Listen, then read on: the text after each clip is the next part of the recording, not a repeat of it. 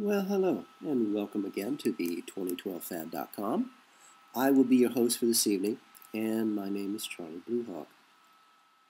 Last night, we talked about no civil war in America, and it's vitally important that we do not give our masters what they really want from us: violence.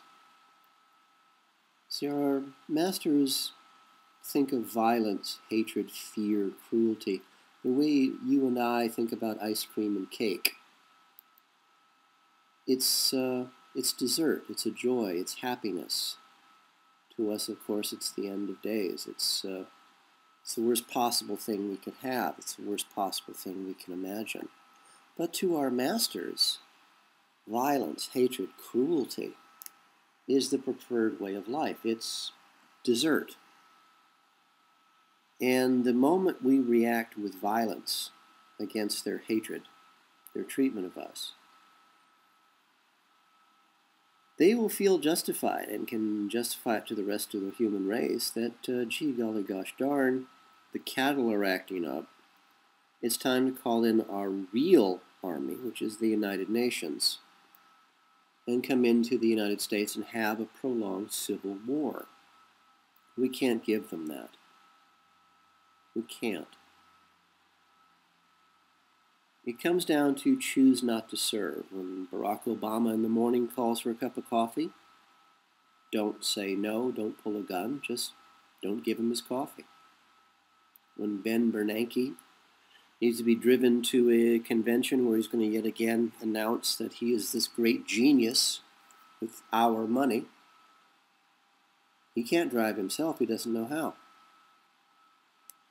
He calls for his car. Don't show up. When there's a riot, and they stage all these riots now, how can you have a riot if nobody shows up? These people, these creatures, our masters, they'll starve to death in a room full of food because they don't know how to boil an egg. They don't know how to toast bread. They can't even dress themselves. Leave them alone. No violence of any kind. Choose not to serve. You don't even have to say no. Just don't do anything they want. And what they want is civil war. They're looking forward to it. They're planning it. It's on the agenda. They also want civil war in Europe. Again, don't give them anything that they want. This is why tonight I thought we would chat about all governments are corrupt. It's pretty much, if you're if you're even slightly above room temperature, as it were, you are cognizant and aware that all governments, at least in the West, are completely corrupt. They don't work for the people. They work for the masters, the corporations, the bankers. It's pretty hard not to see that. Even on mainstream news now, it's impossible if you have any kind of sense of reality. Why is that? How is it that all of our governments in the West, I don't know anything about Eastern governments, so I cannot comment, but in the West, in the United States, in South America, in Europe, definitely in New Zealand, in Australia, definitely in Canada, and of course the UK, which is separate from Europe and doesn't even seem to be part of the EU, I'm still trying to figure that part out, are all corrupt. And the corruption grows every single day. It gets back to, I think, the fact that our masters are parasites. And without us, without you and me, they can't get their coffee in the morning. They can't get driven to a convention. They can't press their own suit because they've never gone to the dry cleaners. They can't get new underwear because they don't know where the Target is. They've never handled money in their lives. They've never stood in line at the bank. They've never boiled an egg. They've never made a pot of coffee. So why do we need them? Why are we letting them tell us what to do? All governments are corrupt because liars lie. Now we all lie. Honey, do these pants make me look fat? Do you like my new haircut? And said, it's wonderful. That's a lie we can live with because, you don't want to hurt someone's feelings. But my experience with liars, just plain old-fashioned, in the guts liars, goes from before I was even born. I grew up with CIA and U.S. Army, Air Corps intelligence street thugs, child rapers, child molesters, gun runners, money launderers, everything from petty theft to extortion to money laundering. And these guys lied about everything. And I keep seeming to run into them. I ran into a fellow who thought he was a CIA agent. Turned out he was a CIA asset. And he had the same speech patterns, the same, I'm trying to think how to say, the CIA likes to hire a certain kind of thug. They like to recruit certain types of bullies. And I know in the men, I don't know how they hire women, but I know in the men are all mama's boys. These are grown men in their 30s, 40s, 50s, 60s, 70s, who are still only 5-year-old children. And like all 5-year-old children, they believe that their mama is always right. They believe that their mama can solve any problems. And they believe their mama when she tells them how wonderful they are, how they're heroes, they're great leaders, they're God's gift to the world, and how the rest of us are nothing. And so you've got these grown men, and the women are a different story. The women just tend to be brutal and vicious. By the age of 5, most of the bones in my body were broken, and they were broken by women who just pounded me into unconsciousness and then went on to break my bones. The men were much simpler. They raped children, they raped me, they raped little girls, they raped little boys. They were just thugs. They were mindless. They were 5 years old. So what we're looking at here in the concept of all governments are corrupt is that we have a bunch of 5-year-old children who've been told how wonderful they are by their corporate owners, who are, of course, owned themselves by the masters, by the bankers. And they see nothing wrong with lying, because to them, it's a game. And the game, they think, is being played by their rules. They, of course, are just being used, and they'll be discarded along with the rest of us, but they don't see that because they're 5 years old. And what little 5-year-old child doesn't want to be a superhero? What little 5-year-old who's arrogant and spoiled, rotten and mean and selfish has no problem hurting others, as long as they themselves are not hurt? And I've seen this over and over and over again. Liars lie. Little children who are spoiled and rotten and vicious and cruel and arrogant, they lie because it's a game. Because as long as they're not hurt, they don't care who is. These are what is running the countries in the West. In the United States, each state of the Union is a sovereign, independent nation. We've forgotten that because not one of us has read the Constitution. Not one of us has read the Declaration of Independence. And none of us have ever heard of the Articles of Confederation, which clearly state that every state in the Union of the United States of America, what was a constitutional republic, each state in the Union is its own nation. The only role the federal government has is to control commerce. We all have the same dollar bills. We have all the same street lights. We all have all the same stop signs. That's it. That's all the power the federal government has. That's all the power Washington, D.C. has. It has no other power.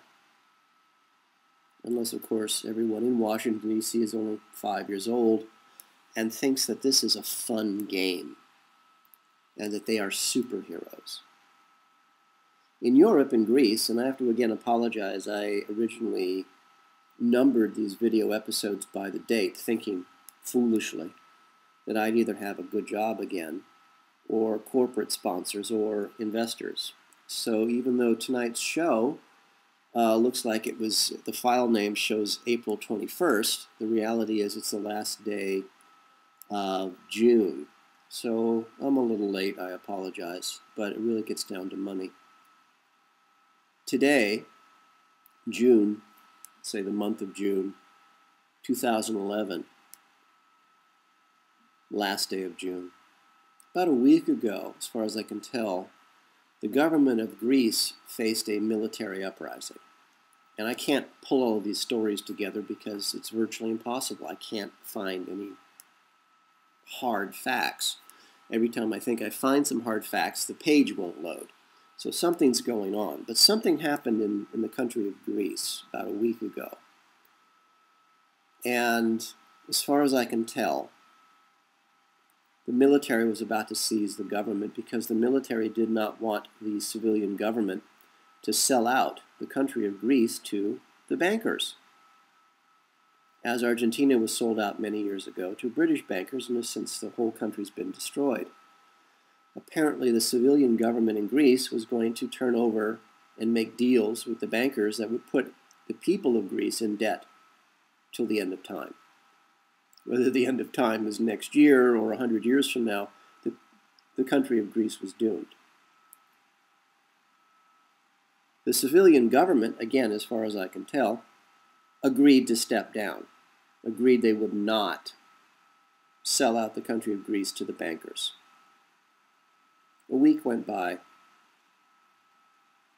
The civilian government sold out the country of Greece to the bankers. Now I can't figure out what's going on in Greece, but all governments are corrupt. Germany has been an ally of the United States since even before World War II. The fact that the United States of America actually funded Hitler and his takeover of Germany. No one seems to remember that anymore, but that's okay. Germany has been a very close ally of the United States since then, and its government has followed in lockstep everything the United States thieves and liars have said. Although Germany lately seems to be standing up on their own, thank God. In the Czech Republic, the government has a 90% disapproval rate. Can you imagine? Only 10% of the people in the Czech Republic actually like or don't care what their government's doing. 90% of the Czech people want their government gone. And thank the gods that in the Czech Republic they still have unions and people who are close to the earth and who will stand together.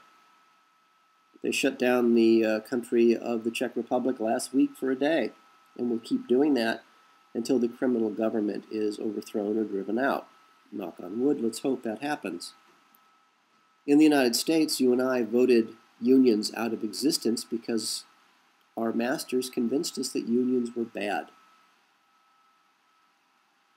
You and I have been giving away our rights in the United States for at least 40 years that I've been watching because we're stupid and we're lazy. And I no longer have sympathy for you. The country of Sweden fascinates me because it seems that the Swedish government has also dropped into lockstep with the U.S. government. And nothing shows this more clearly than that they gave the Nobel Peace Prize to a total unknown, a nobody, a nothing, a guy by the name of Barack Obama, who'd never done anything in the world at all. They gave him a Nobel Peace Prize because their masters in the U.S. told them to.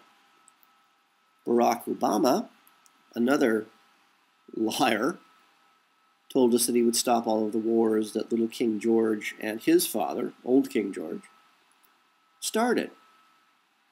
That was a lie.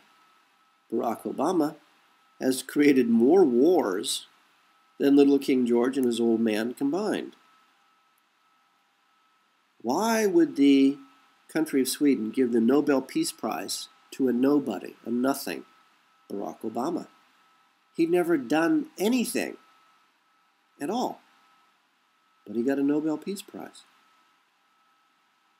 That's just kind of bizarre. The country of New Zealand, as you know, I spent 3 years in New Zealand. I'd been lured there, as so many other high-end professionals have been, and I was financially destroyed, emotionally destroyed. But New Zealand's a wonderful example of social engineering. It's an example of what our masters want our world to be. They have something called the tall poppy syndrome. Poppy, P-O-P-P-Y. Again, you don't need me for this. Look up New Zealand, keyword search, New Zealand tall poppy syndrome. And then just for the heck of it, look up keyword search New Zealand girl gangs. Look up keyword search New Zealand gang rapes. Look up keyword search New Zealand rape of Asian women. New Zealand is one of the most dangerous countries in the world.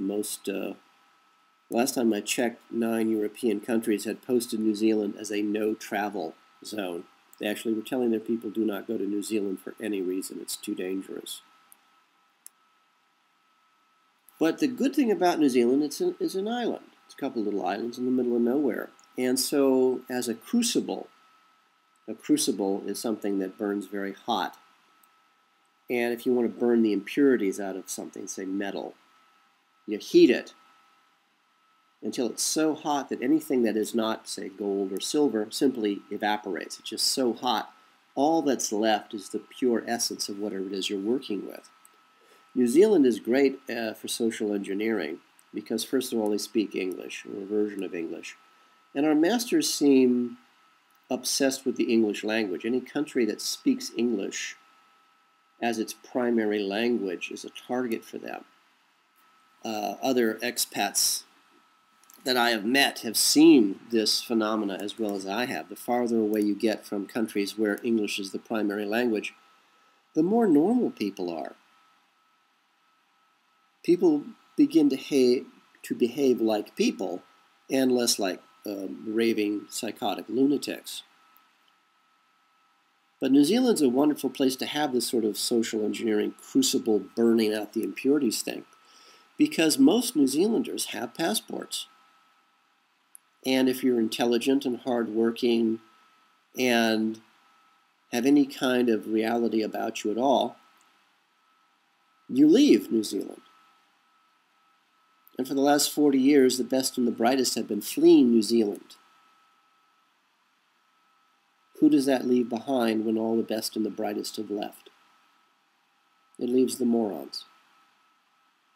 So New Zealand truly is the future of the United States. The United States has the problem of it's really, really big. And last time I checked, less than 2% of Americans had passports. So it's hard to drive out the best and the brightest in a country with 300 million people. They're going to tend to stick around. But our masters are working on that. They're making sure that the best and the brightest don't have jobs. Crushing them, taking away their livelihoods, their homes, everything they own in the world, just destroying their souls. Which is why in the United States, they're trying so hard to foreclose on everybody's home. Anyone who's a homeowner is a target. Traditionally, homeowners were the best and the brightest. They actually worked hard to make money so they could buy a house. That's why in the United States foreclosures continue nonstop, because our masters want to destroy the essence of anybody who's hardworking. Your home. They want you homeless. They want you penniless. They want you living in the streets. But you own a home. You worked hard for it. You put money in it. You worked hard at your job. You wanted to achieve. You wanted to succeed. You're a target. Take away someone's home, destroy their home, take away everything they own in the world. There's a company in California, for example, that does nothing, mind you, but bulldoze down houses that have been foreclosed upon.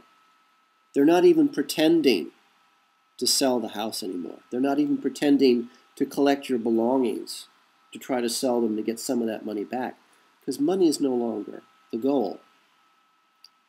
Hatred is the goal. Power is the goal.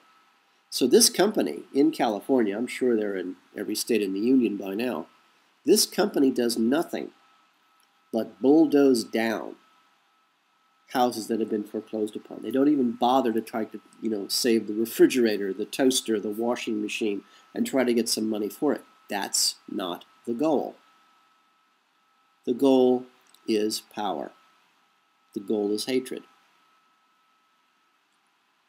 So if you are bright and hardworking and honest and loyal and faithful, you really want to make a difference, you're a target.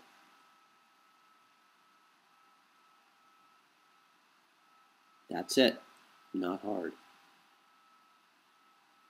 All governments are corrupt. I've lived, I think, in a dozen different countries around the world, and all governments are corrupt. But what it really gets down to, and this is why I left the United States, this is why I fled New Zealand. You don't have to worry so much about how corrupt the government is. What you have to worry about is how corrupt the population is. In the United States, and from my point of view, of course, it was the women who capitulated to the government horrors. The women were convinced that they could hurt anybody they wanted to and get away with it. And in the United States, they can. Hurting men was fun. Hurting each other was fun.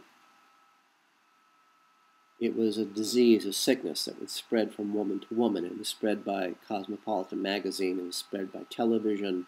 It was spread by music and other magazines. It was in the newspapers. Men were stupid. They're to blame for everything that's ever happened to you. Hurt them because it's fun. I couldn't take it anymore. So I fled to New Zealand, where I was told that they were forward-looking, forward-thinking. They wanted the best and the brightest because they wanted a bright new future for their country. I said, great. They also said everybody was very friendly.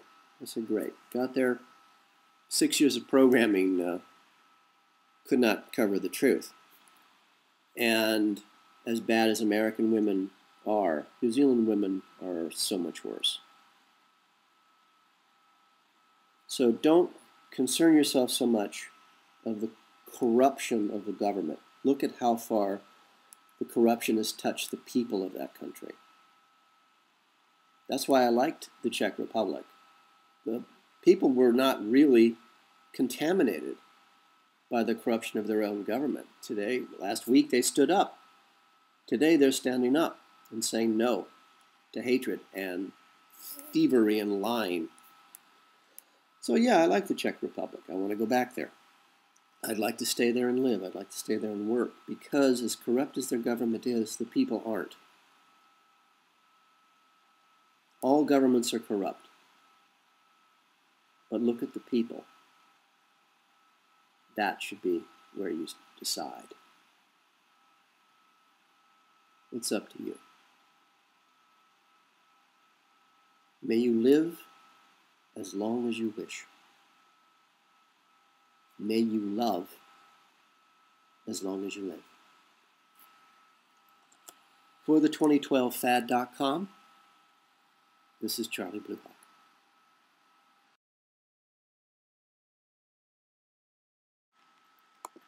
The 2012 Fad is brought to you by Coffee and Blood, Love Letters Between the Dead, a series of 5 erotica horror novels about a fallen angel finding his way back to regain his own soul, and how the CIA war against the human race, their black magic, captures and traps him in the body of a mind-controlled slave designed to hunt down and to kill their god, their Satan.